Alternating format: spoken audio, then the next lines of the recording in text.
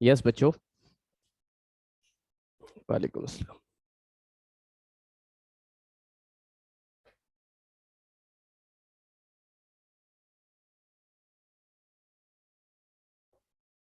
चलिए अगले टॉपिक की तरफ बढ़ते हैं।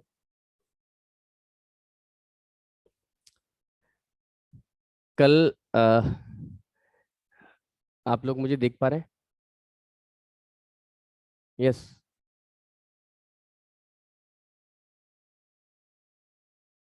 शुरुआत करें।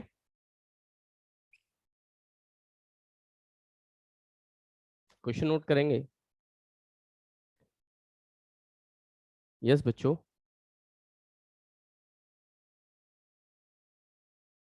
आप लोग मुझे देख पा रहे हैं?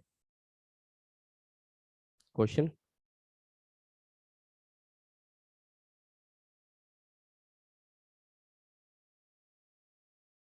Eight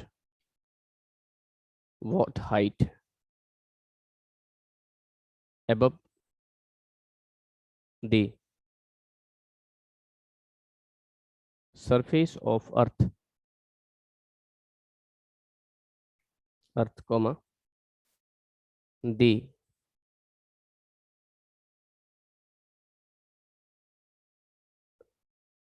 acceleration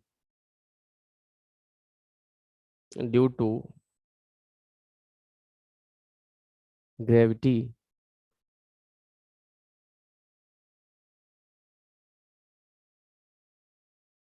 reduced to half। Question mark.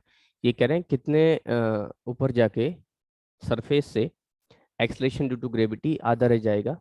ठीक है। Where are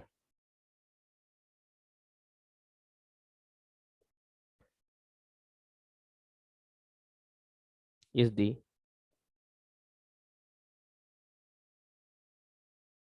radius of earth. R earth का रेडियस है, कोई दिक्कत नहीं है। ऑप्शन नहीं दे रहा हूँ, बस ऐसे ही समझा दे रहा हूँ इसके लिए।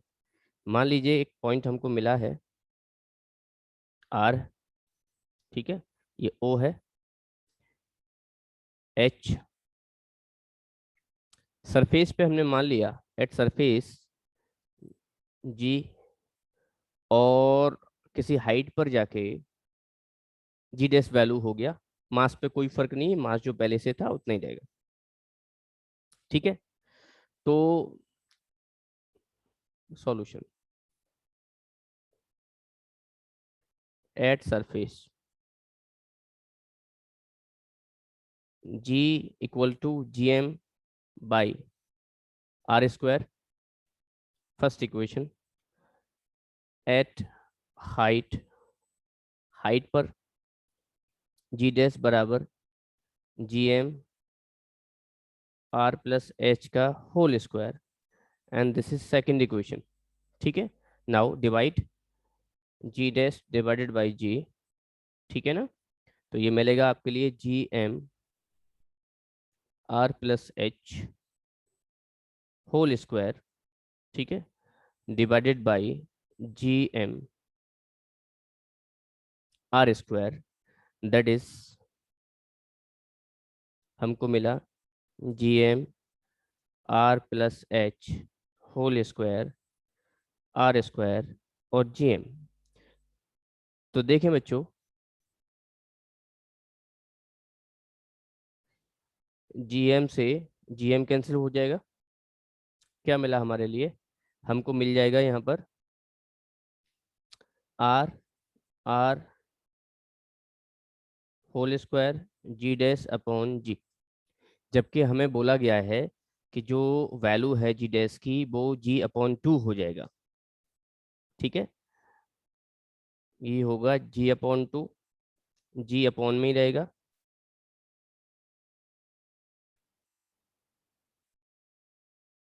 ठीक है। और इसको देख सकते हैं आप। मैं डायरेक्ट एक फॉर्मूला बताऊंगा बाद में। ठीक है। यहाँ से आप देख लीजिए, ये वैल्यू कैंसिल आउट हो गया। ओवरऑल हमको क्या मिलेगा? हमको मिलेगा 1/2 under root is equal to R and R plus H. ठीक है, अगेन आप क्रॉस मल्टीप्लाई कर दीजिए, क्रॉस मल्टीप्लाई ये जब आप करेंगे तो R plus H upon root 2 is equal to R. ठीक है, फिर क्रॉस मल्टीप्लाई करने का, जब आप क्रॉस मल्टीप्लाई फिर करेंगे तो क्या मिलेगा बच्चों, आपको मिलेगा R plus H root 2 R, और यहाँ से आपने देखा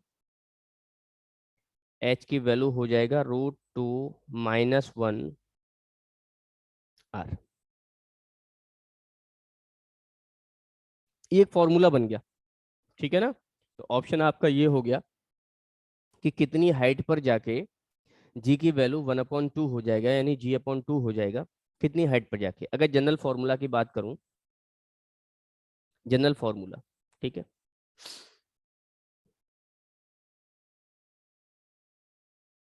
जनरल फॉर्मूला, ठीक है।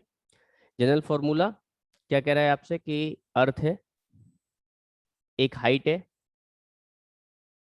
सेंटर समवेयर आर, एच, यहाँ पर हमने मान लिया सरफेस पर जी की वैल्यू जी है, और हाइट पर जाके जी की वैल्यू g/n टाइम हो जाएगा, g/n।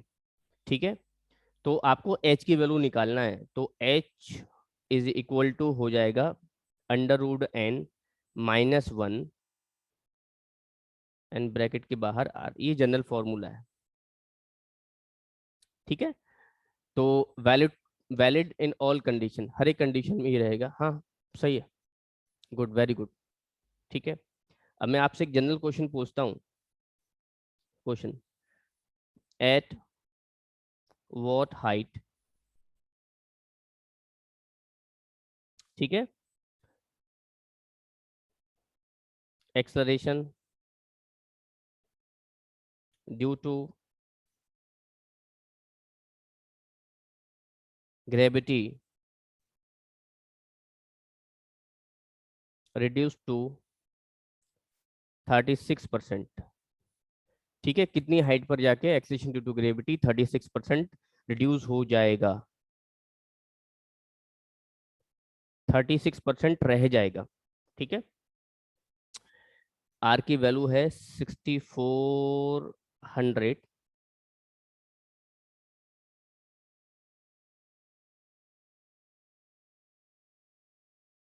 6400 किलोमीटर।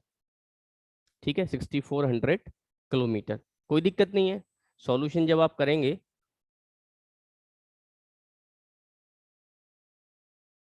सॉल्यूशन जब आप करेंगे बच्चों, तो क्या मिलेगा, जी डैश की वैल्यू कितना आ रहा है, 36% ऑफ जी आ रहा है, मतलब क्या हो गया, ये हो जाएगा आपका 36/100 ऑफ जी। क्या इस बात को मैं ऐसे लिख सकता हूँ, जी डैश की वैल्यू हो गया g/100 एंड अपॉन 36। ठीक है, हमें करना क्या होता है, जी के अपॉन में जो नंबर है उसे निकालना है, ये नंबर निकालना है जो जी के अपॉन में आ रहा है, इसको डायरेक्ट फॉर्मूला में पुट कर देंगे। देयर फोर एच बराबर √100/36 - 1 एंड आर, ये डायरेक्ट फॉर्मूला है इसका निकालने के लिए।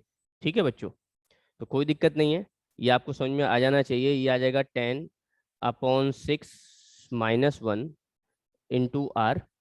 ठीक है, दैट इज इक्वल टू कितना हो जाएगा, ये आपका 4/6 आर, और आर की वैल्यू हमको पता ही है, 4/6 मल्टीप्लाइड बाई 6400 किलोमीटर।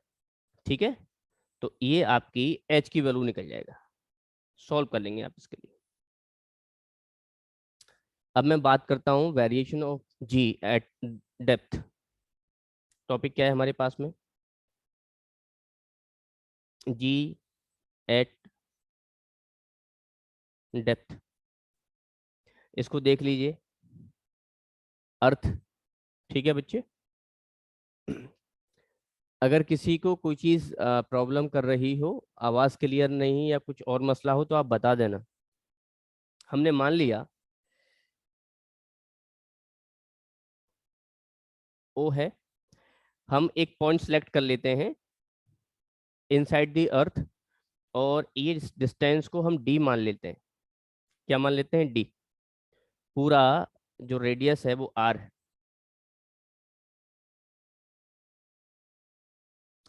तो ये आपका आर माइनस डी हो जाएगा, आर माइनस डी हो जाएगा। ठीक है। सरफेस पे तो वही वैल्यू है, एट सरफेस, सरफेस पर जो एक्सलेशन ड्यू टू ग्रेविटी की वैल्यू होगी जी होगा। अब हमको एक सपोज करो पॉइंट ए ले लेते हैं। ठीक है। तो यहाँ पर क्या है,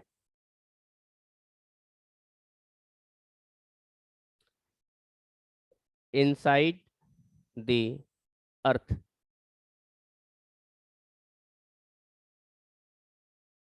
जी varies due to both mass and depth, दोनों की वजह से वेरिएशन आएगा। तो अगर हमने मान लिया suppose G at point A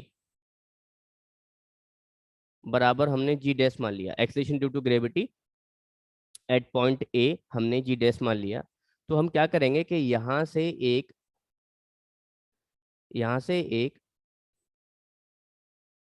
sphere बनाएंगे। क्या बनाएंगे? स्फीयर।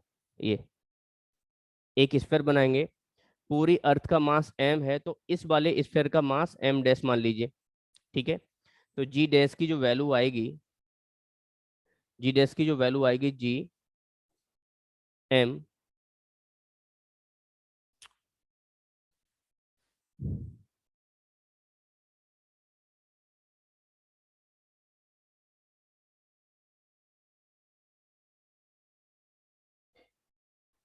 अच्छा, अब शायद मैं दिख रहा हूँ, पहले नहीं दिख रहा था। चलो, जी डैश की जो वैल्यू हम निकालेंगे बच्चों, आर माइनस डी का होल स्क्वायर। ठीक है। ये डेप्थ पर हो गया, एट इनसाइड पॉइंट। ठीक है। और जी हो गया आपका G M upon R square. ये कहां पर हो गया? At surface, surface. तो क्या होगा फिर, आप इसको डिवाइड कर लीजिए। तो जी डैश अपॉन जी की वैल्यू आप निकालेंगे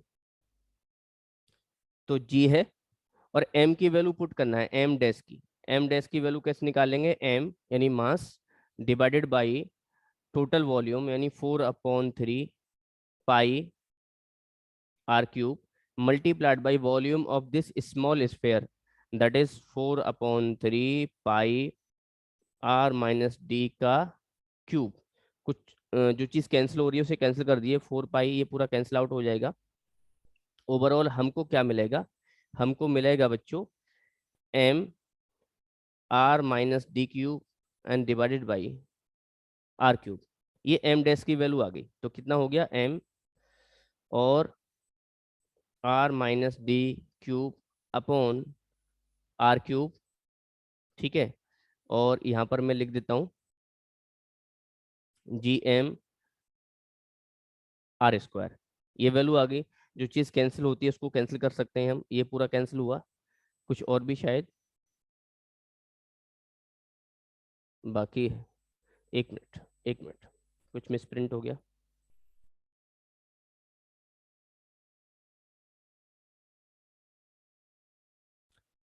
यस, जी और एम डैश की वैल्यू हम लिखेंगे M R minus D cube. ठीक है। Upon R cube and divided by R minus D का होल स्क्वायर। ठीक है। Multiplied by R square and G M. अब कैंसिल आउट करते हैं इसके लिए। क्या कैंसिल आउट हो गया? ये कैंसिल आउट हो गया। ठीक है। और एक आर स्क्वायर से ये सब कैंसिल आउट हो गया। ओवरऑल हमको क्या मिला यहाँ पर, जरा देखेंगे बच्चों। R minus D upon R, ठीक है। ये जी डैश की value in bracket G. Again हम ये बात बोल सकते हैं, क्या बोल सकते हैं यहाँ से, हम बोलेंगे यहाँ से कि जी डैश की जो वैल्यू है वो कम है जी के मुकाबले में। तो चाहे हम जमीन के अंदर जाएं या जमीन के ऊपर जाएं, एक्सेलेरेशन ड्यू टू ग्रेविटी की वैल्यू हमेशा कम होती है, यानी डिक्रीज कर जाएगी एक्सेलेरेशन ड्यू टू ग्रेविटी की वैल्यू। अब सिंपल क्वेश्चन है यहाँ से, एक ग्राफ में बनाता हूं बच्चों।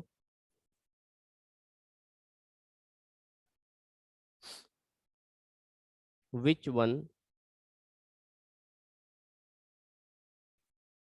Represent correct variation of G with R. R का मतलब है distance from centre of earth, ठीक है। ऑप्शन में लिख देता हूं,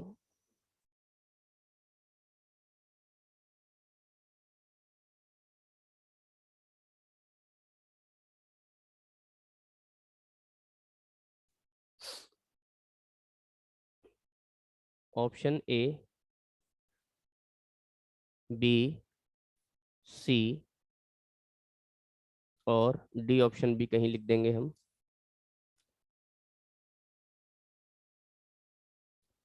इधर जी है और ये आर है। जी आई थिंक थोड़ा सा बड़ा बड़ा हो गया है में।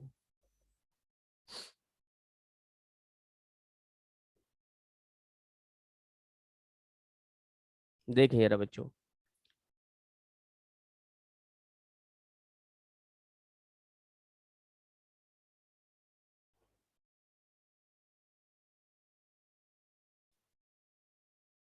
थोड़ा बहुत टेढ़ा तो चल जाएगा बच्चों।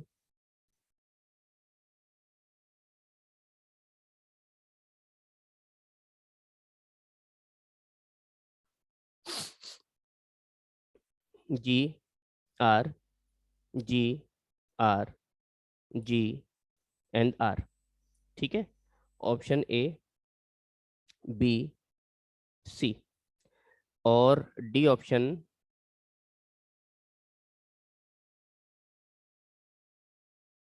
नन ऑफ दीज कर दे रहा हूँ। पता नहीं सही होगा नहीं होगा, ये मैं बना दे रहा हूँ यहाँ पर।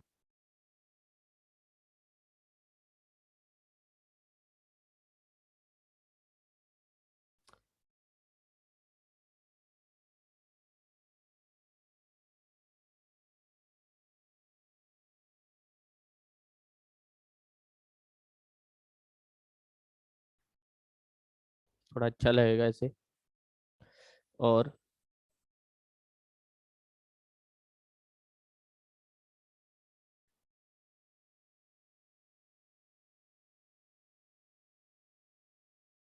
ये हो गया। अगर आप लोग बता सकें तो आप बता सकते हैं, ठीक है। पता नहीं,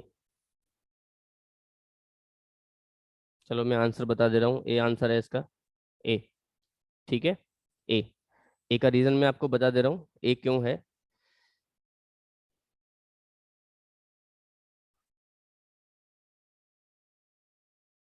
ए आंसर क्यों है उसका रीजन मैं बता देता हूँ।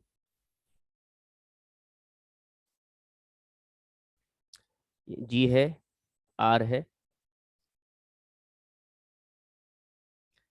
सेंटर से ये आर बराबर कैपिटल आर है, मतलब सरफेस पे आ गई। जी की value directly proportional to distance है और यहाँ पर जी की value inversely proportional to R square है। और सेंटर पर वैल्यू ये, सेंटर पर वैल्यू सर सॉरी सरफेस पर value G equal to G M by R square है, जिसको हम कांस्टेंट मान लेते हैं, ठीक है। तो कुछ नहीं है, ओरली ये ग्राफ याद रखना आपके लिए काम आएगा, ठीक है। चलिए, शेप हो गया, हाइट हो गया, डेप्थ हो गया, अब बात करते हैं रोटेशन, बात करते हैं रोटेशन, ठीक है। रोटेशन, नेक्स्ट पार्ट देख लें क्या ऑप्शन में क्या था। यस, जी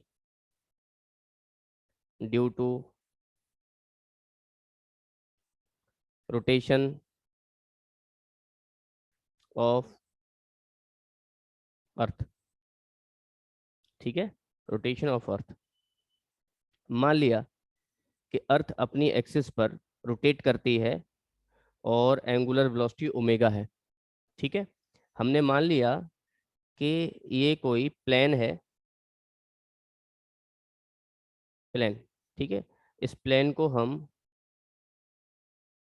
इक्वेटोरियल प्लेन कहते हैं, इक्वेटोरियल प्लेन। ये प्लेन हो गया, ये सेंटर हो गया।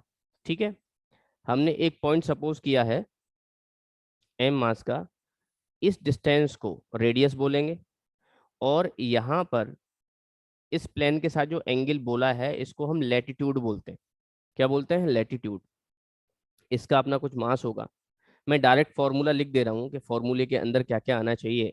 ठीक है, जो वेरिएशन आएगा वो जी डैश बराबर जी आएगा।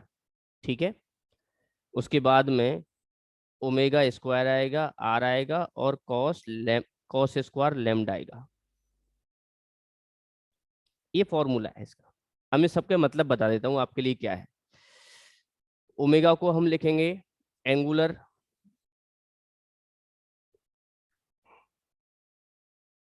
स्पीड। क्या लिखेंगे? Angular speed of earth, angular speed of earth. ठीक है, लैम्डा लैटिट्यूड, लैम्डा को हम लैटिट्यूड बोलेंगे, सॉरी, लैम्डा को बोलेंगे बच्चों लैटिट्यूड, लैटिट्यूड। अब इसका तो मतलब देख लेना, लैटिट्यूड क्या होता है। यानी एक पॉइंट है, उसने प्लेन के साथ में, जो इक्वेटोरियल प्लेन है उसके साथ कितना एंगल बनाया है, इसको लैटिट्यूड बोलेंगे। ठीक है, और आर क्या है? R radius of earth. R क्या है? रेडियस ऑफ अर्थ।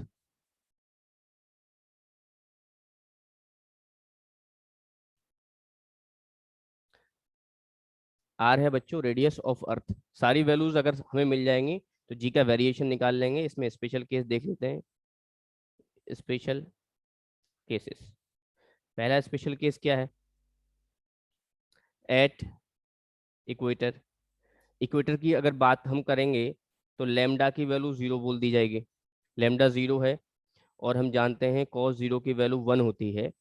तो जी डैश की वैल्यू हो जाएगी बच्चों जी माइनस ओमेगा स्क्वायर आर। ये इक्वेटर पे आता है, ये आता है इक्वेटर पे। ठीक है, इसके अलावा एट पोल की बात करूं, पोल लेमडा की वैल्यू 90 डिग्री है ना, और कॉस 90 की वैल्यू हो जाएगी जीरो। कॉस 90 की वैल्यू जीरो हो जाएगी, तो जी डैश की वैल्यू जी के बराबर हो जाएगी। ठीक है, एक और इसमें स्पेशल केस बनता है, इफ अर्थ स्टॉप रोटेटिंग। अर्थ अगर घूमना ही बंद कर दे तो क्या हो जाएगा? ओमेगा की वैल्यू जीरो हो जाएगा, तब भी ये कंडीशन हो जाएगी। ये तीन स्पेशल केस बन जाते हैं जो वेरिएशन बताते हैं आपके एक्सलरेशन ड्यू टू ग्रेविटी के ऊपर। चलिए, टॉपिक चेंज। इक्वेशन मैंने आपको बता दी है। ठीक है, अंडर ग्रेविटी जो मोशन होता है वो फ्री फॉल होता है, उसमें यूज होने वाली इक्वेशंस मैंने आपको बता दी हैं। और जब हमने मोशन इन स्ट्रेट लाइन पढ़ाया था तो उसमें हमने आपके लिए बहुत सारी प्रॉब्लम्स कराई थी। वो वैसी प्रॉब्लम है, बस यहाँ पर एक्सलेरेशन कांस्टेंट रहेगा जो कि जी के बराबर होगा। तो according to the sign convention हम इसका इस्तेमाल कर सकते हैं। ठीक है, अब जो एक टॉपिक हमको पढ़ना है वो टॉपिक है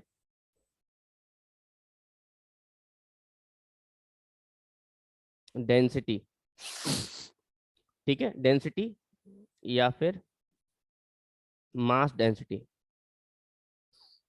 क्योंकि डेंसिटी कई प्रकार की होती है, कई टाइप की होती है। उसको जरा देखें कि मान लो हमारे पास में कोई ऑब्जेक्ट है,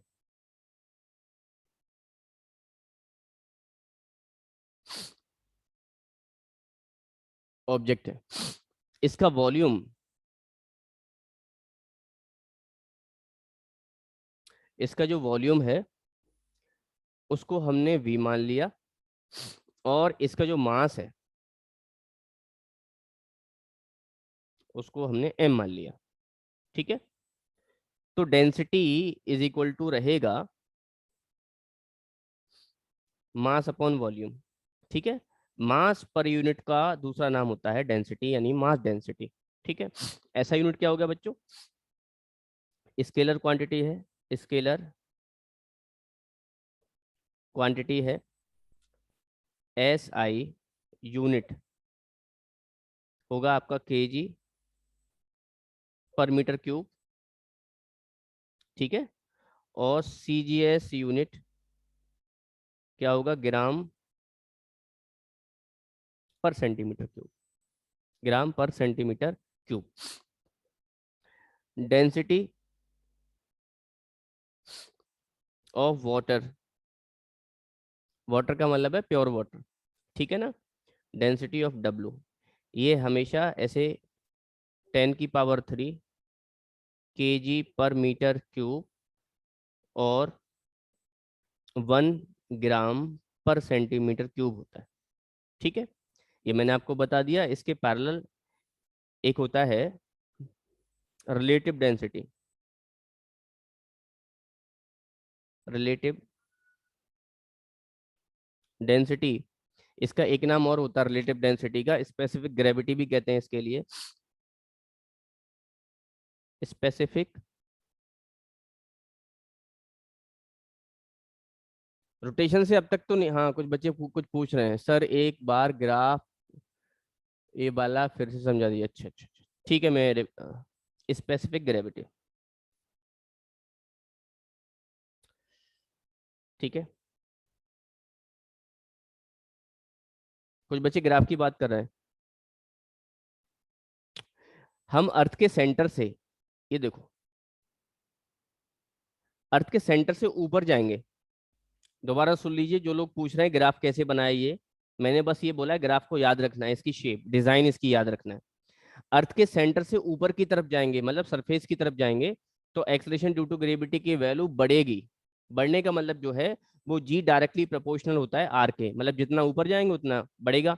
तो डायरेक्टली प्रोपोर्शनल के लिए आपने बनाया स्ट्रेट लाइन, फिर ऊपर से और ऊपर जाएंगे। ठीक है, नहीं सरफेस से आप एक हाइट की तरफ बढ़ेंगे तो जी की वैल्यू डिक्रीज हो जाएगी। जी की वैल्यू क्या हो जाएगी? डिक्रीज। और फॉर्मूले में क्या होता है? G M upon R square, मतलब रेडियस का स्क्वायर, डिस्टेंस का स्क्वायर। तो ये फिर आपका इधर एक रेक्टेंगुलर हाइपरबोला की टाइप बनेगा। ठीक है, तो वेरिएशन दो टाइप की है। सेंटर से अगर हम अर्थ के सरफेस पे आएंगे तो जी का वेरिएशन डायरेक्टली प्रोपोर्शनल रहता है आर के साथ में। और सरफेस से जब हम ऊपर जाएंगे, ऊपर का मतलब है एक हाइट पर जाएंगे, तो जी का वेरिएशन 1/r² के डायरेक्टली प्रोपोर्शनल रहता है, मतलब inversely proportional to R square रहता है। तो बस आपको कुछ इस पर भी कोई रिसर्च नहीं करना है, वो तो 11th क्लास में आप सीख लेंगे इसके लिए कैसे बना है, क्यों बना है। अभी बस डिजाइन याद रखना है।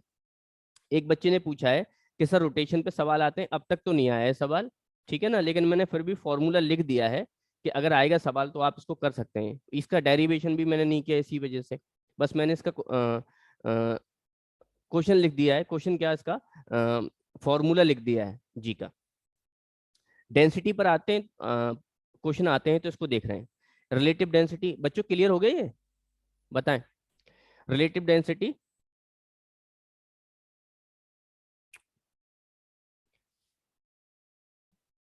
और स्पेसिफिक ग्रेविटी, ठीक है, ये क्या हो गया?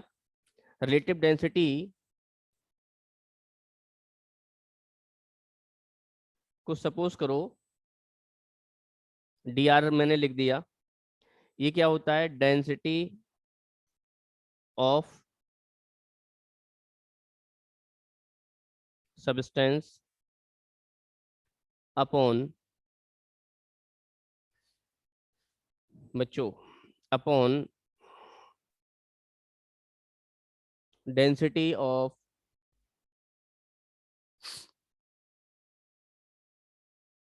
Water at 4 degree Celsius. ये लिखना जरूरी है, यहाँ पर एट 4 डिग्री सेल्सियस, ये ऐड कर दे रहा हूँ। बच्चों पानी की एक एनोमलस प्रॉपर्टी है कि 4 डिग्री सेल्सियस पर इसकी जो डेंसिटी होती है वो मैक्सिमम है, तो आप ज़्यादा इसमें टेंशन नहीं लेने का।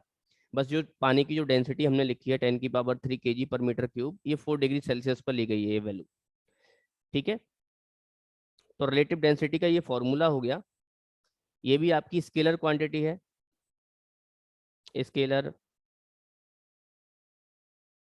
क्वांटिटी है, मतलब प्योर नंबर है, प्योर नंबर है। ठीक है, और यूनिट लेस है, यूनिट लेस। तो क्वेश्चन आपसे पूछ सकते हैं कि भाई स्पेसिफिक ग्रेविटी की यूनिट क्या है, तो यूनिट लेस है, कोई उसकी यूनिट नहीं आती, ये याद रखना है आपके लिए। ठीक है, एक प्रॉब्लम कर लेते हैं। ठीक है, क्वेश्चन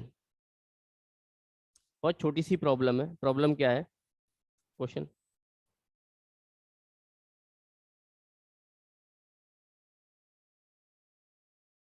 अ cube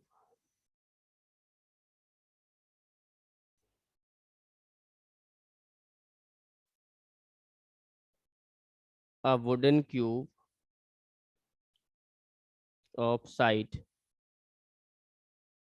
10 centimeter 10 centimeter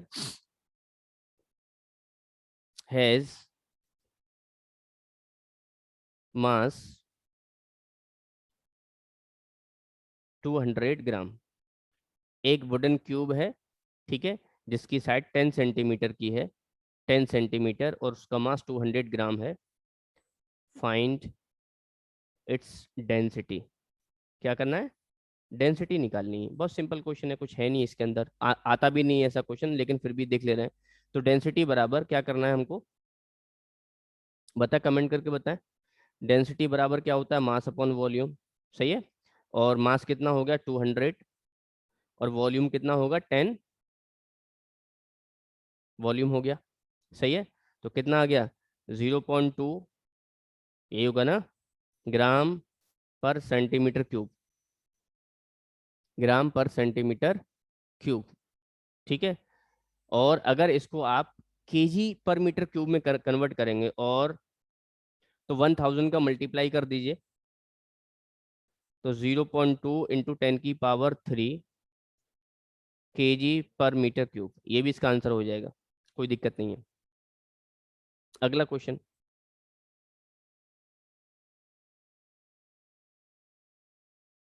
two liquids,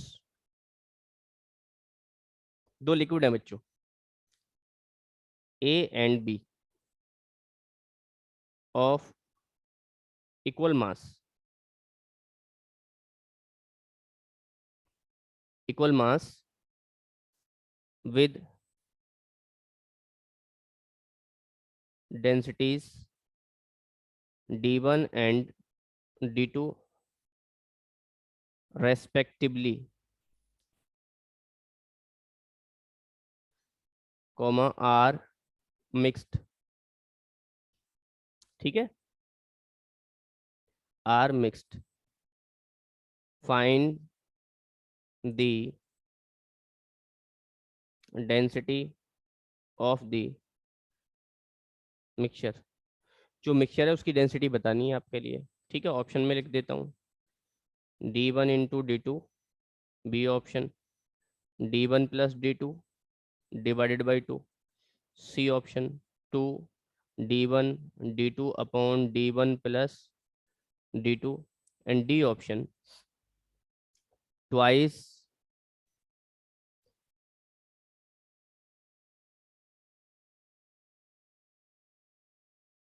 sorry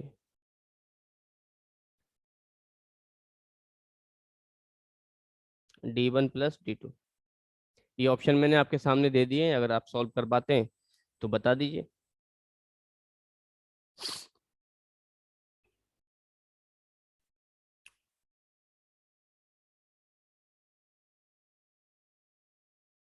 दो लिक्विड हैं, देखिए बताएं।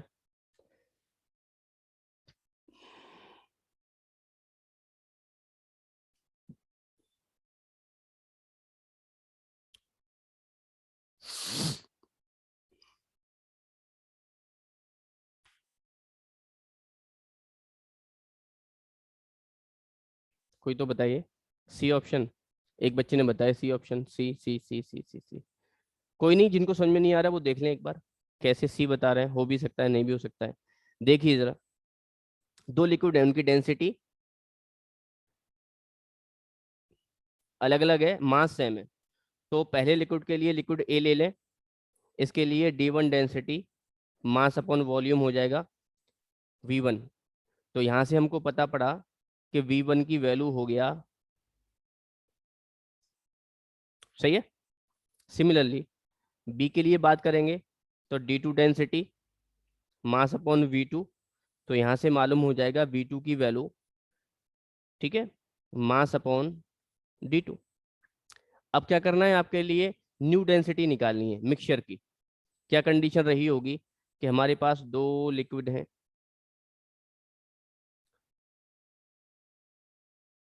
ए बी लिक्विड हैं, इसकी डेंसिटी D1 है और इसकी डेंसिटी D2 है, मास M और मास M। फिर हमने क्या किया, मिक्स कर दिया, इसके लिए क्या कर दिया, मिक्स। तो इसको मिक्स करके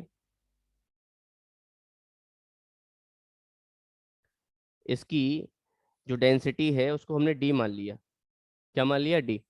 तो देखें जरा, डेंसिटी ऑफ द मिक्सचर हो गया D, जो कि मास अपॉन वॉल्यूम होता है, तो M प्लस M, और वॉल्यूम इसका हो गया V1 प्लस V2। ये हो गया बच्चों 2M, और V1 की value M upon D1 plus M upon D2। Solve जब आप करेंगे तो आपका आंसर आएगा D1 D2 ट्वाइस और D1 प्लस D2। ये सॉल्व करके आपका आंसर बन जाएगा। So the correct answer is C.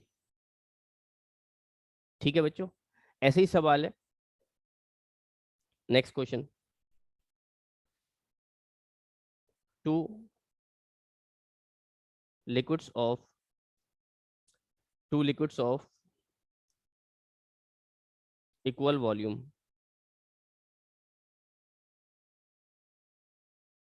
but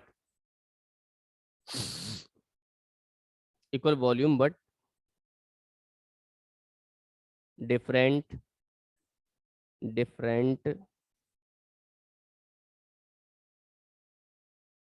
densities D1 and D2 are mixed together। ठीक है, बस find the density of the mixture. ये क्वेश्चन आ चुके हैं, ऑफ द मिक्सचर। ऑप्शन वही है आपके, पहले ऑप्शन क्या थे आपका, D1 D2, बी ऑप्शन है आपका D1 प्लस D2, और सी ऑप्शन है आपका D1 plus D2 divided by 2, and D option है आपका twice of D1 D2 and D1 plus D2। बताएं भैया answer. Very good, option B है।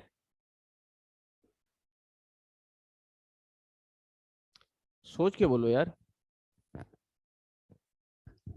जी,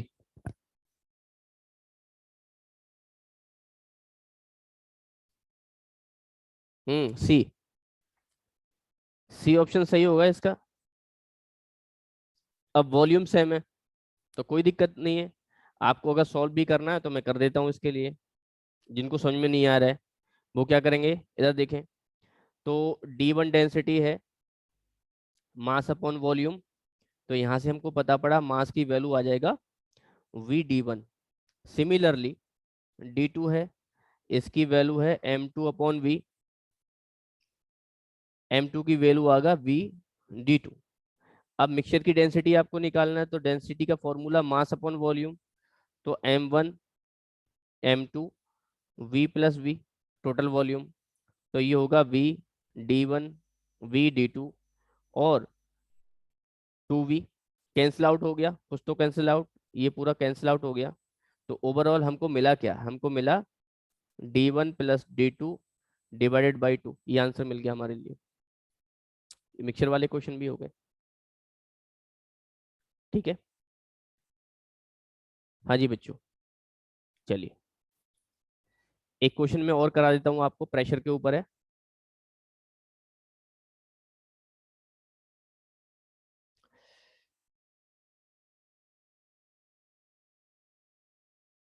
प्रेशर पी से रिप्रेजेंट कर सकते हैं। क्या होता है? Force,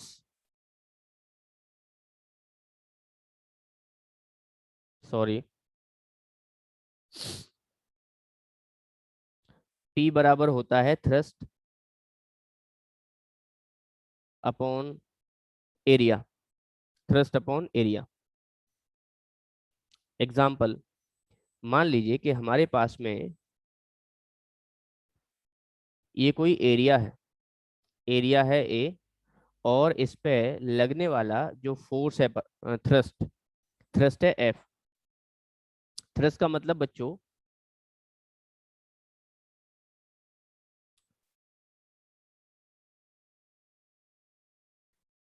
perpendicular force. किसी एरिया पे या किसी पॉइंट पे अगर फोर्स परपेंडिकुलर है, सरफेस पे फोर्स परपेंडिकुलर है, तो उसका नया नाम होता है थ्रस्ट। तो थ्रस्ट भी एक फोर्स ही है।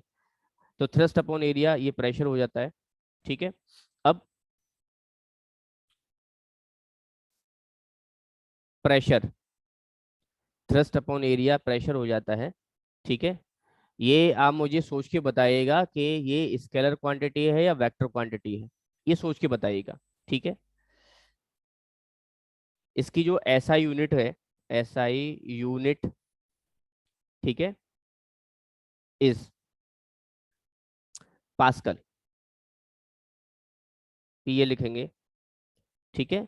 और बच्चों 1 पीए यानी पास्कल बराबर होता है 1 newton force divided by 1 metre square area, ये 1 पास्कल होता है।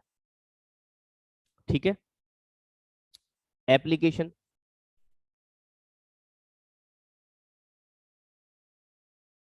एप्लीकेशन जैसा कि हम जानते हैं प्रेशर बराबर फोर्स अपॉन एरिया हो गया। सही है, फोर्स अपॉन एरिया हो गया। ठीक है। अब यहाँ पर क्या होगा कि मान लीजिए ये कोई ब्रिक है, और एक ब्रिक ऐसे हमने रख दिया, ये भी ब्रिक है। ब्रिक, दो ब्रिक रख दिया है, एक को हमने वर्टिकल, एक को हॉरिजॉन्टल रख दिया है। तो यहाँ पर इसका जो एरिया है उसको ए मान ले रहे हैं, और इसके एरिया को सपोज करो ए डैश मानते हैं।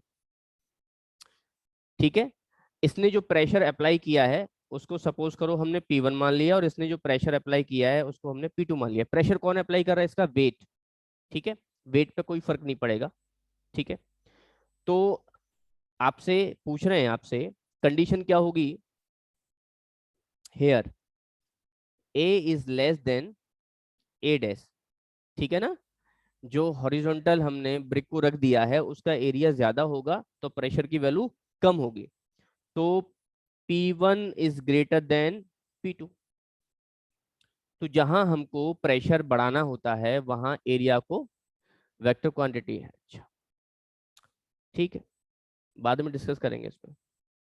जहां हमको बच्चों प्रेशर बढ़ाना होता है वहां पर एरिया ऑफ कांटेक्ट हम कम कर देंगे, और जहां प्रेशर घटाना होगा वहां एरिया ऑफ कांटेक्ट बढ़ा देंगे। ये वाली बात आपको याद रखनी है। तो ये बहुत सारी एप्लीकेशन है कि जैसे स्कूल के बैग्स होते हैं उनकी जो स्ट्रिप्स होती हैं उनको वाइड बना दिया जाता है।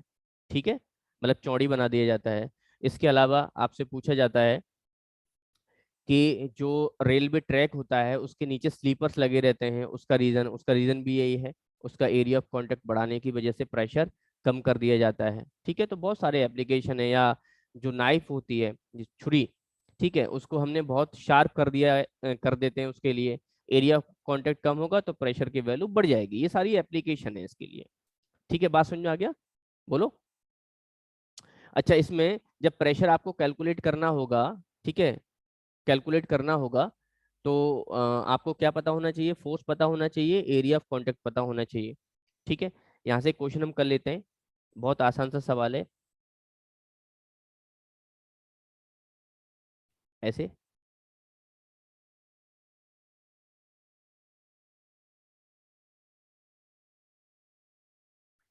ऐसे, ये 5 सेंटीमीटर ठीक है, और ये है 15 सेंटीमीटर, ये ग्राउंड पे हमने इसको रख दिया है, और ये सपोज करो 5 kg का एक ब्लॉक है। ठीक है, question, a block of 5 kg is, यहां से 10 मान लो, 10 centimetre is placed on ground, placed on ground as shown in figure. जैसा हमको दिख रहा है, ये ग्राउंड पे रख दिया है। ठीक है, तो ग्राउंड पे रखने का जो मतलब है वो कुछ इस टाइप से है, मैं दिखा दे रहा हूँ कैसे रखा है।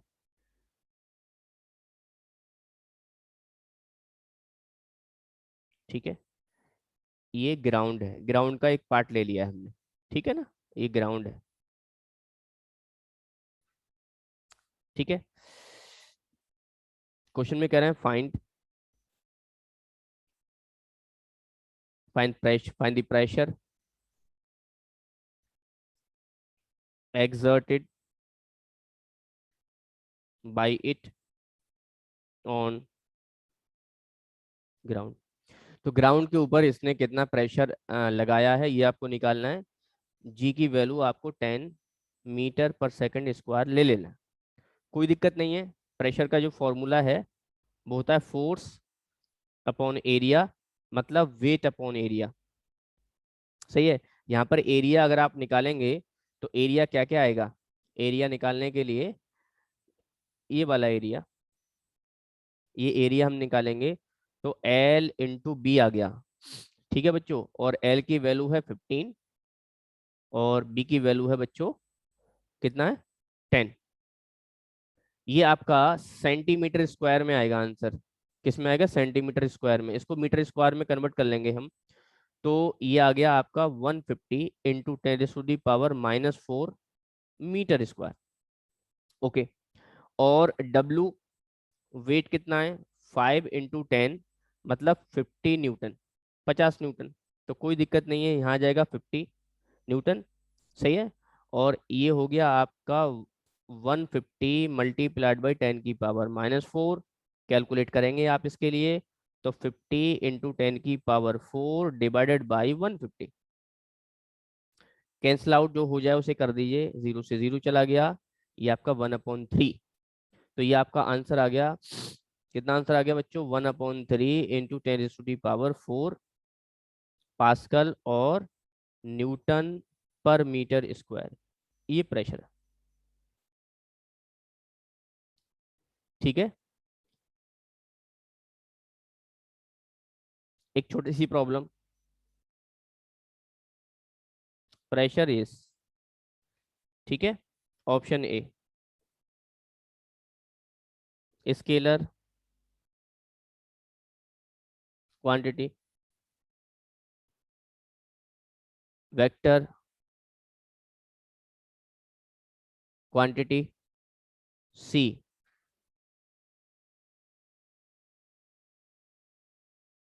Neither scalar nor vector.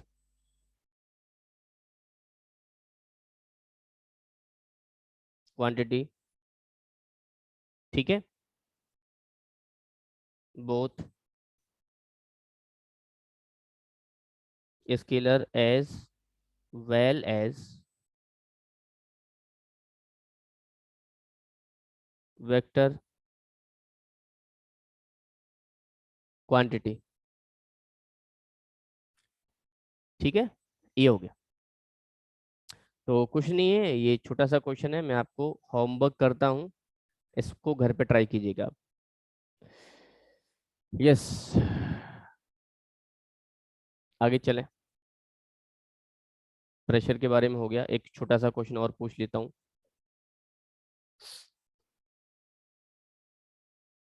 Find the value of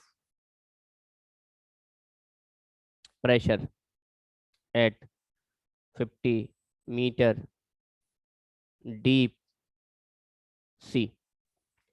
ठीक है, क्या क्या लिखना है? डेंसिटी ऑफ वाटर, वही मान लो अभी। हालांकि ऐसा होता नहीं है कि समुद्र के जो पानी की जो डेंसिटी है वो 10⁻³ हो। वो खारा पानी होता तो उसकी डेंसिटी ज़्यादा होती है। ठीक है, चलिए, कोई नहीं। सॉल्यूशन क्या क्या गिवन है? डेंसिटी ऑफ वाटर गिवन है बच्चों, 10⁻³ kg/m³। डेप्थ गिवन है, डेप्थ, डेप्थ को आप एच कह सकते हो। एच कितना? 50 मीटर, है ना।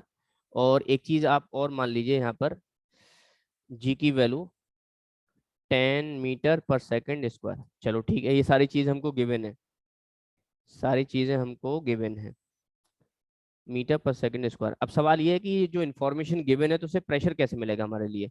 प्रेशर का फॉर्मूला होता है डेंसिटी और जी, ये फॉर्मूला है। डेप्थ, डेंसिटी ऑफ लिक्विड, जो भी लिक्विड होता है यहाँ पर, ठीक है, और एक्सेशन ड्यू टू ग्रेविटी। तो यहाँ से हमको क्या मिलेगा? प्रेशर बराबर, हाइट कितना है? 50, डेंसिटी है 10⁻³ और जी की वैल्यू भी 10 है। अब देख लीजिए कितने जीरो हो गए आपके, तीन दो 5 जीरो हो गया। तो ये होगा 5 × 10⁻⁵ पास्कल और न्यूटन पर मीटर स्क्वायर। तो इस क्वेश्चन से आपको ये बताना चाह रहे थे कि आपको बच्चों ये फॉर्मूला याद रखना है, ये वाला फॉर्मूला किसी भी लिक्विड में, ठीक है, डेप्थ में अगर प्रेशर निकालना है तो उसके लिए फॉर्मूला याद रखना, बाकी सारी चीजें आपको गिवन होंगी। ठीक है, टॉपिक चेंज। और अब लास्ट टॉपिक इस यूनिट का, आज ये यूनिट खत्म हो जाएगा आपका बिल्कुल। जी बच्चे लोगों,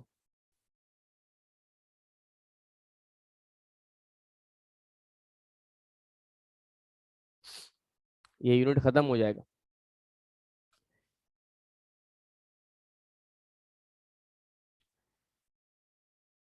टॉपिक का नाम है बायोंड फोर्स। ठीक है, सवाल पूछे जाते हैं इस पर, बायोंड फोर्स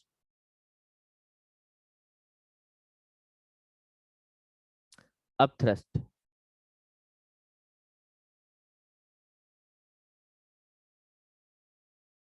ठीक है, बायोंड फोर्स अपथ्रस्ट। देखिए बच्चों,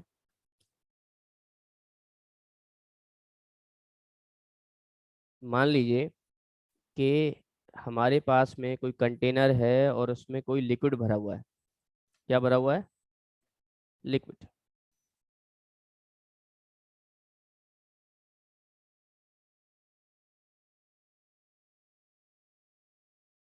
ये लिक्विड भरा हुआ है इसके अंदर, कंटेनर के अंदर।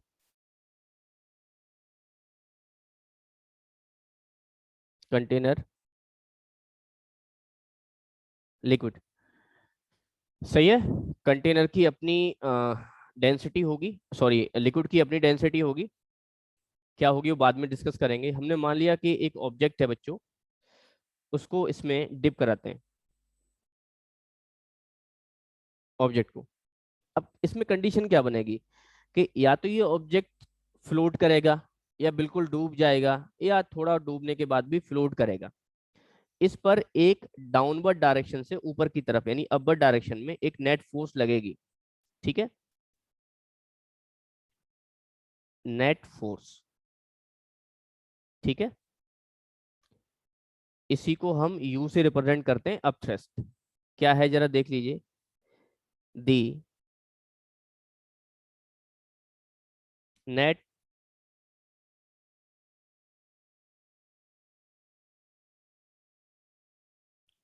अपवर्ड, या ये मान के चलें आप,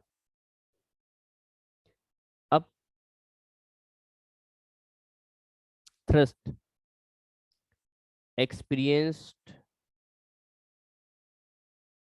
by the object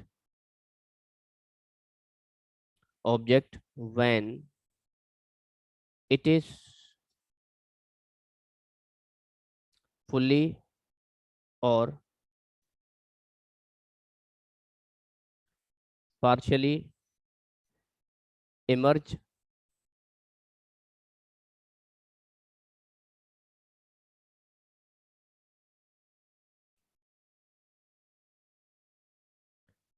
in the liquid is known as क्या नाम देंगे इसको?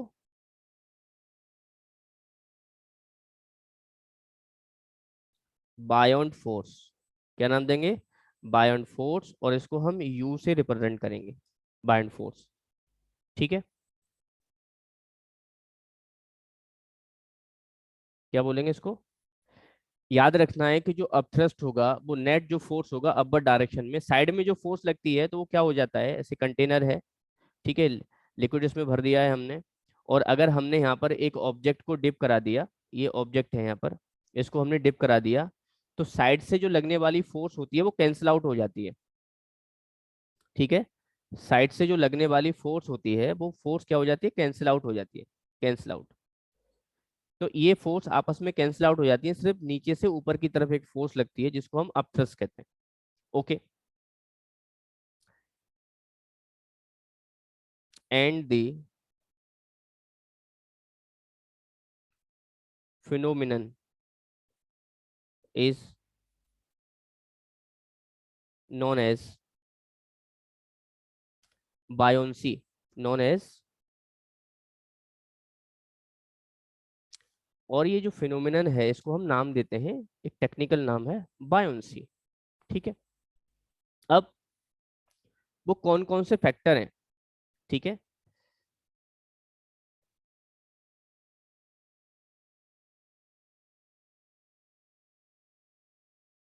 Factors on which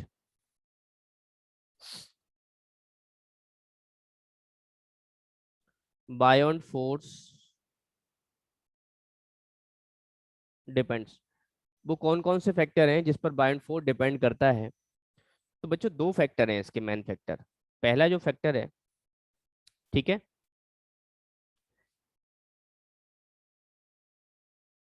density of liquid, liquid की डेंसिटी, और दूसरा जो फैक्टर है वो है immersed volume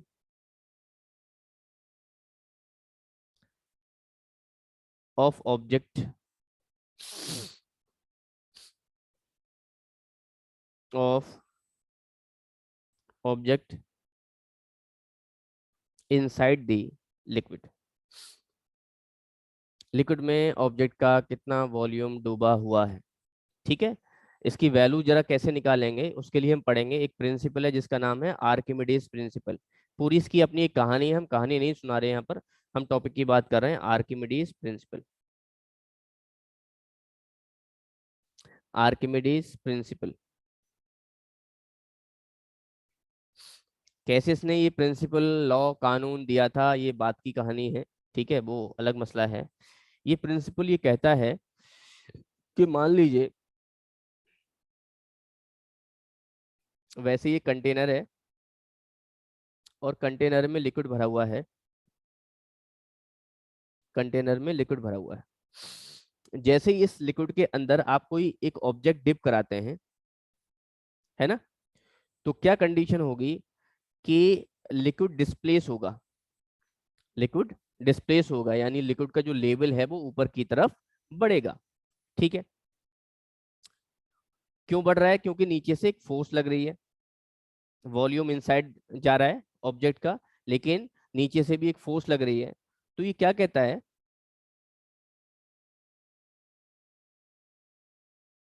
when an object is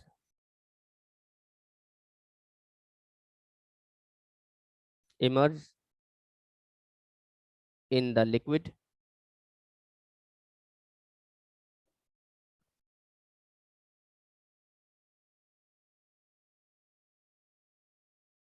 wholly or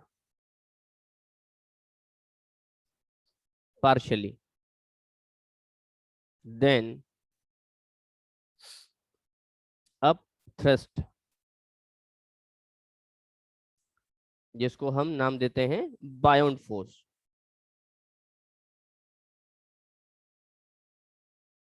experienced by it is equal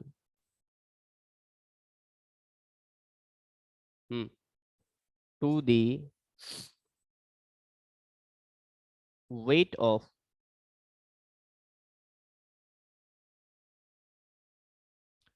displaced liquid।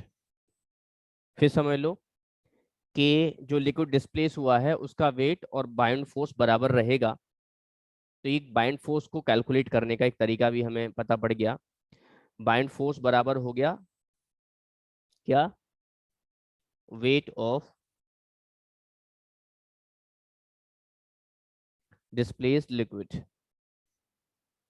क्या होगा जरा देखते हैं इसके लिए। डिस्प्लेस्ड लिक्विड वेट का फॉर्मूला होता है mg, m मास, क्या होगा volume into density, volume density और जी, ये बायोंड फोर्स का फॉर्मूला हो गया। अब सवाल ये है कि वॉल्यूम किसका है और डेंसिटी किसकी है। डेंसिटी तो लिक्विड की है, ठीक है। वॉल्यूम क्या है, volume of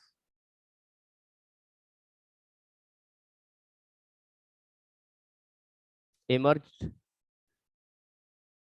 part of object, जितना हिस्सा डूबा हुआ है, ठीक है। एंड dl क्या है, डेंसिटी ऑफ लिक्विड। ये लिक्विड कोई भी हो सकता है, पानी भी हो सकता है, कोई दिक्कत थोड़ी नहीं है, ठीक है। आप एक क्वेश्चन छोटा सा कर लेते हैं इसी के ऊपर, बाद में इसकी एप्लीकेशन, या पहले एप्लीकेशन लिख लो।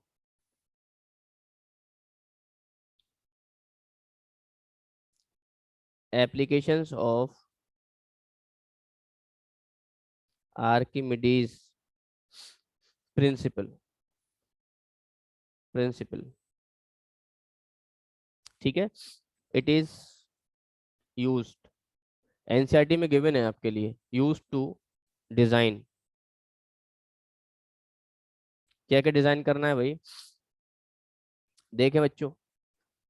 पहला हाइड्रोमीटर, हाइड्रोमीटर, हाइड्रोमीटर क्या है, एक ऐसा डिवाइस है जो डेंसिटी ऑफ लिक्विड बताता है। क्या करता है ये device, that device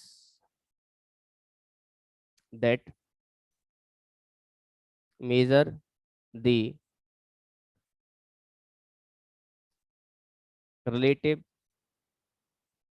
density of liquid, ठीक है, पूछा जाता है। नंबर 2,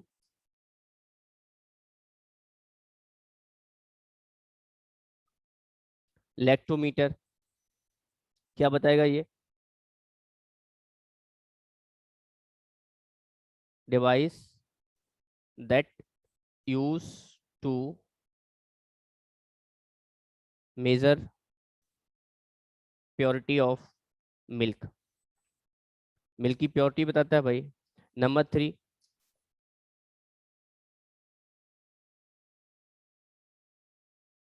क्या क्या डिजाइन करना है, शिप्स, सबमरीन्स, एक्सेट्रा, ठीक है भाई। अब मैं आपको ये बताऊं शिप क्या होता है, पानी का जहाज क्या होता है। आप में से हो सकता है कुछ लोग बैठे भी हों, हैं, कोई नहीं बैठा, मैं भी नहीं बैठा हूँ अब तक यार। चलो बैठेंगे कभी मौका मिलेगा तो, सही है। Question,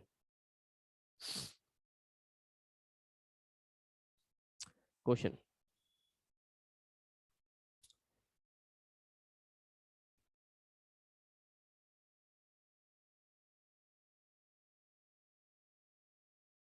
a cube of side 10 centimetre is dipped in the water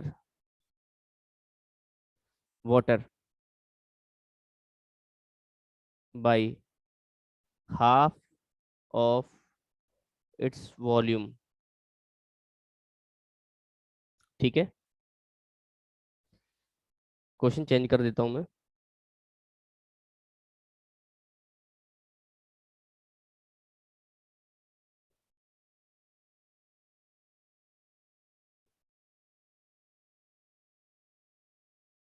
the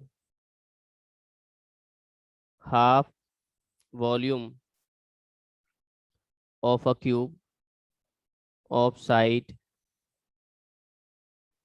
10 centimetre, ठीक है, appears above the surface of water find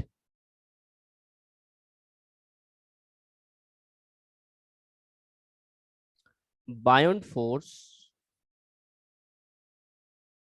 exerted by it, buoyant force exerted by it when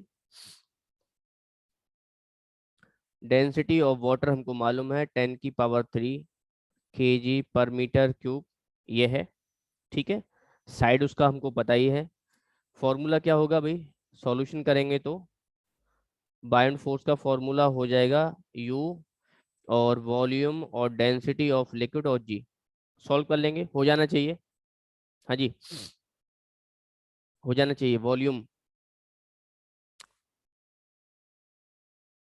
कितना हो जाएगा, ये वॉल्यूम कितना हो गया, 10 × 10 × 10, है ना। और आधा है, 2 से डिवाइड कर लिया और 10 की पावर हो जाएगा -6, तो ये मीटर क्यूब में कन्वर्ट हो गया। और डेंसिटी हमको पता है 10⁻³ सही है। और जी की वैल्यू नहीं है, तो जी की वैल्यू लिख लो 10, कैलकुलेशन इजी हो जाएगा। अब देख लीजिए आप कितना हो गया बच्चों, ये 10⁻⁻6, 1 4 5 6,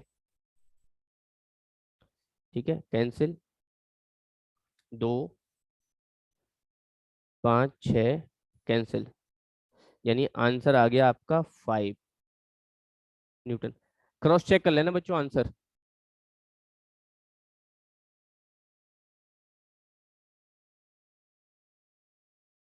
हम्म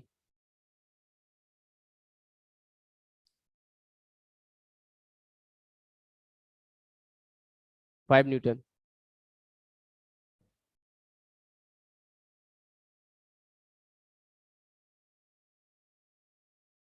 जी बच्चों, सही है ना।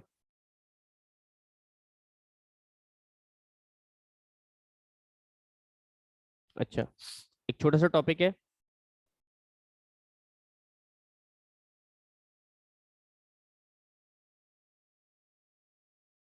Principle of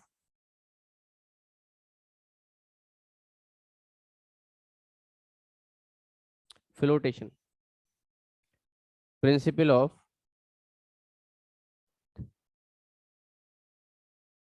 flotation. देख लीजिए, प्रिंसिपल ऑफ फ्लोटेशन 3 डायग्राम से समझ लेते हैं इसके लिए।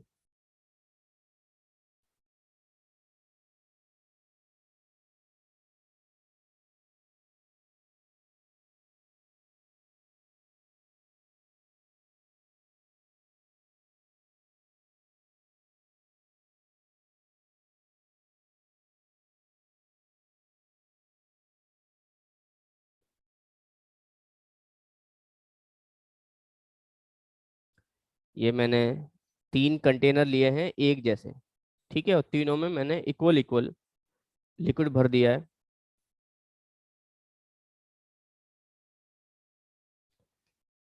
कंडीशन क्या होगी, अगर किसी ऑब्जेक्ट को हम डिप कराएंगे, सही है, किसी ऑब्जेक्ट को हमने डिप करा दिया, तो पहली जो कंडीशन है वो ऐसी हो सकती है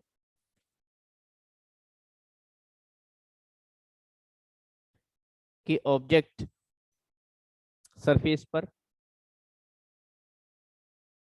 ये कंडीशन हो सकती है, एंड फाइनली ये कंडीशन हो सकती है। ठीक है, यहां देखिए नीचे आने वाली फोर्स को हमने वेट बोला है और ऊपर जाने वाली फोर्स को हमने बायोंड फोर्स बोला है। सही है, तो ये जो कंडीशन मिलेगी हमको ए पार्ट, ये जो हमको कंडीशन मिलेगा बच्चों, ये कब मिलेगा?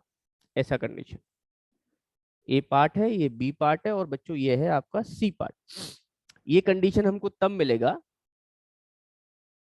कि जब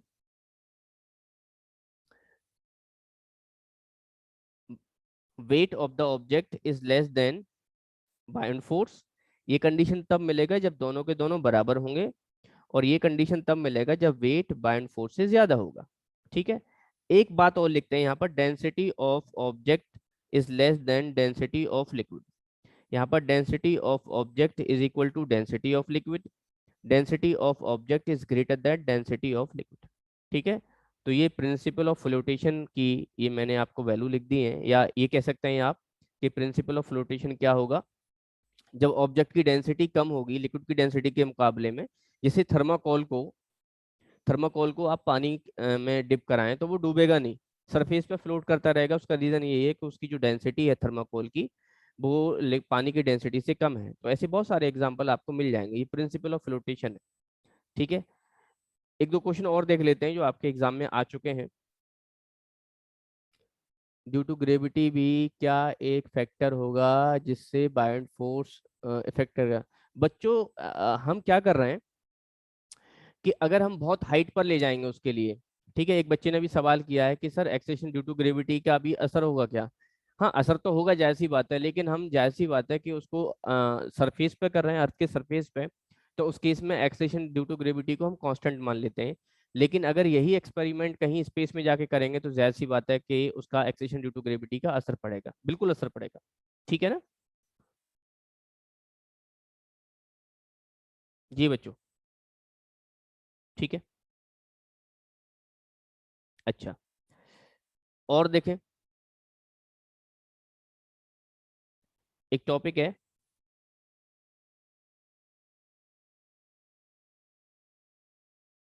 एपरेंट वेट। एपरेंट वेट, ठीक है, डब्लू एपरेंट, ये लिख दिया मैंने। ठीक है, जरा देखें एपरेंट वेट क्या है। सपोज करो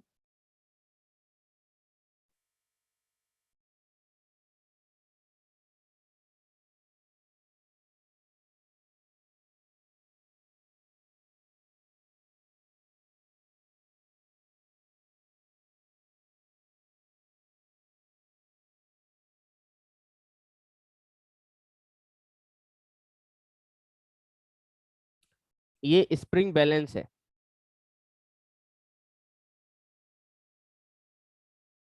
सही है, स्प्रिंग बैलेंस से इसकी जो रीडिंग आ रही है, जो वेट आ रहा है, उस वेट को हमने डब्लू बोला है।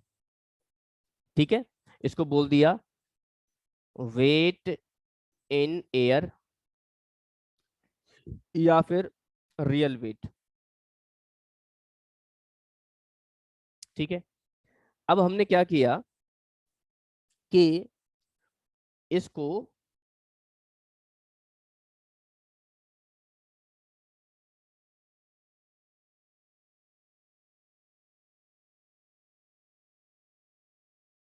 वही स्प्रिंग है, ठीक है,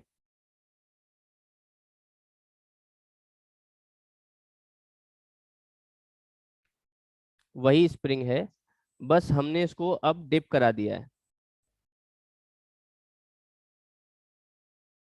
हमने इसको अब डिप करा दिया है। ठीक है, तो अब इसका जो वेट होगा,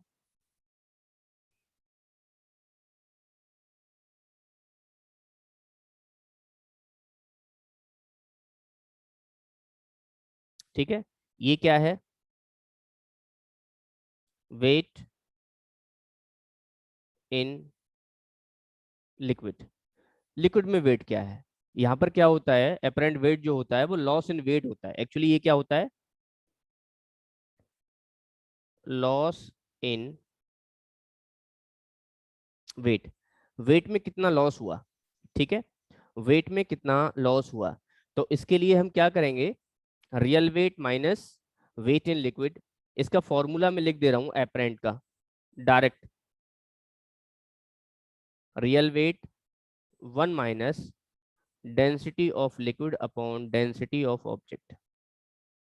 ज्यादा चक्कर में नहीं पड़ना है, आपको सिर्फ फॉर्मूला याद रखना है, ठीक है। क्या होगा, W क्या है, इसका एक्चुअल वेट है या रियल वेट है, ठीक है, या वेट इन एयर कहेंगे। और W एपरेंट, ये लॉस आया, कितना लॉस आया। तो डेंसिटी ऑफ लिक्विड पता होना चाहिए, डेंसिटी ऑफ ऑब्जेक्ट पता होना चाहिए, रियल वेट पता होना चाहिए, तो एपरेंट वेट कैलकुलेट कर सकते हैं। एक क्वेश्चन करके देख ले रहे हैं छोटा सा यहाँ से।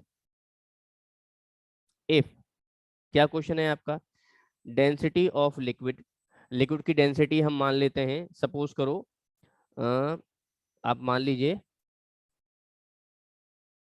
वाटर मान लीजिए, तो 1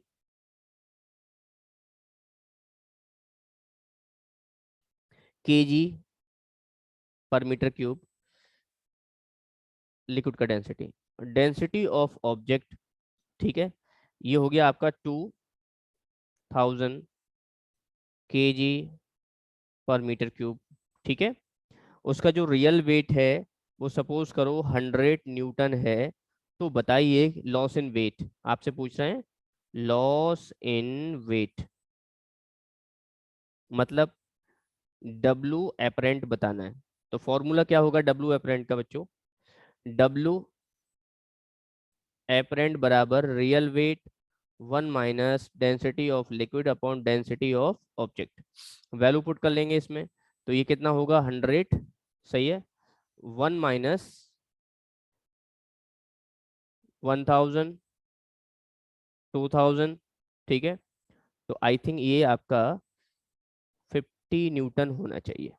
देख लें, आप देख लें कितना आया, ये अपरेंट वेट है। एक और टॉपिक है,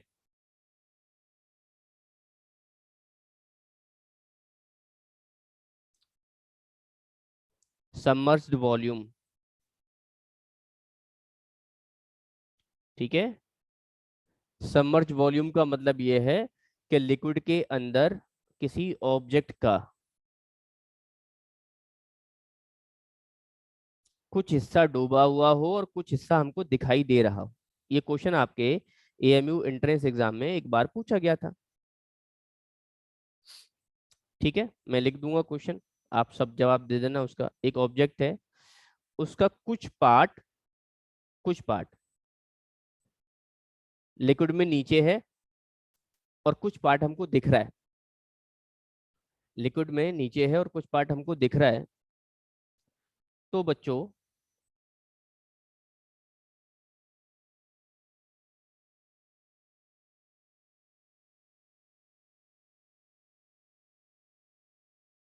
सबमर्ज वॉल्यूम के लिए, ठीक है, फॉर्मूला याद करना है, V dash upon V is equal to, हाँ 50 न्यूटन सही आ गया, ठीक है, density of object upon density of liquid. ये बच्चों वी डैश है, वी क्या है, total volume, total volume, volume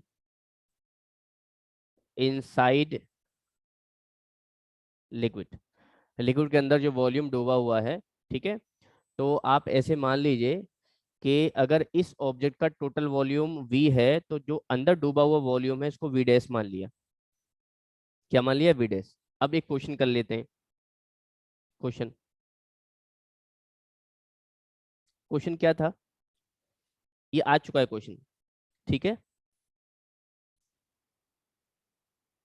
अब बॉडी, ठीक है, floats, floats with 1/3 of volume outside outside the water. एक बॉडी है, उसका 1/3 वॉल्यूम पानी के ऊपर दिख रहा है, एंड 3/4, ठीक है, of its volume outside the liquid. Liquid के बाहर दिख रहा है, ठीक है, लिक्विड। आपसे पूछ रहे हैं find the density of liquid. Liquid की डेंसिटी बतानी है, ठीक है। इसमें ऑप्शन भी आपको गिवन थे। ऑप्शन ऑप्शन था 9/4, ठीक है, 9/4 ग्राम पर सेंटीमीटर क्यूब। ये मैंने केजी पर मीटर क्यूब से हटा दिया है, ठीक है ना। और बी ऑप्शन था आपका 4/9 ग्राम पर सेंटीमीटर क्यूब, ठीक है। एक है आपका सी ऑप्शन 8/3 ग्राम पर सेंटीमीटर क्यूब। और एक है आपका डी ऑप्शन 3/8 ग्राम पर सेंटीमीटर क्यूब। ये ऑप्शन है आपके सामने, ठीक है। तो ये आज के लिए लास्ट प्रॉब्लम है, और ये यूनिट आपका कंप्लीट हो चुका है। बताएं भाई, आंसर बताएं आप लोग।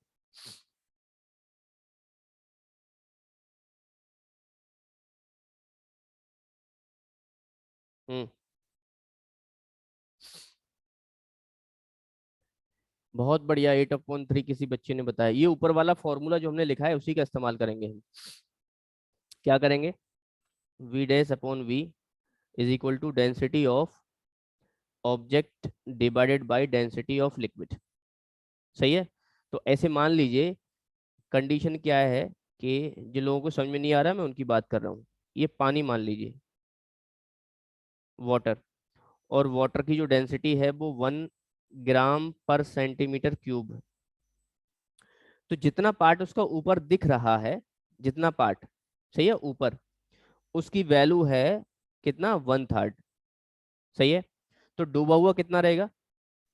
तो डूबा हुआ रहेगा आपका ये 1/3, मतलब 2/3 ऑफ वी।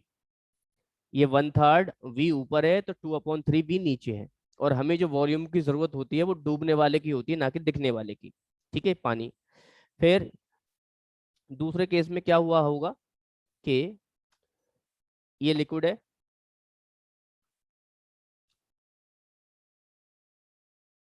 ठीक है, और लिक्विड की जो डेंसिटी है उसको सपोज करो डी मान लीजिए आप। इसमें जो ऑब्जेक्ट डूबा हुआ है, ठीक है, जो ऊपर ऊपर जो है वो कितना है? 3/4, ठीक है। तो इनसाइड कितना होगा? Inside 1/4 we. बस फॉर्मूला लगा दीजिए आप, क्या कंडीशन आ जाएगी आपकी? तो पहले फॉर वाटर, पानी के लिए कर लेंगे। कितना आ रहा है भाई? 2/3 V upon total volume, density of object upon density of water, ठीक है, डेंसिटी ऑफ वाटर।